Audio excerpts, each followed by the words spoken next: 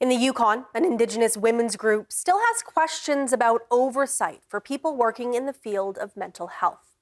Hours after the CBC published details of a Watson Lake social worker currently suspended by the BC College for Social Workers, the Yukon announced it'll create legislation for the profession.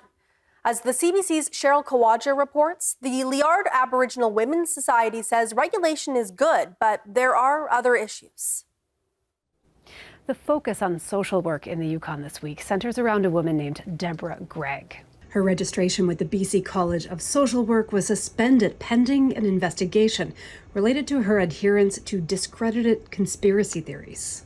When Legal Aid and Whitehorse received an email from her talking about some of these bogus theories this summer, they flagged it to the BC College. But it's not the first time the college has had complaints about Gregg. As of September of 2023, I had received an email because I kept asking, are you dealing with this? Are you dealing with this? And nothing was done. And they just said, yeah, they're still investigating. In public documents, the college acknowledges 4 earlier complaints against Gregg. Concerns around breach of privacy, failing to observe COVID safety measures, sharing inaccurate health information, and denial of COVID on social media.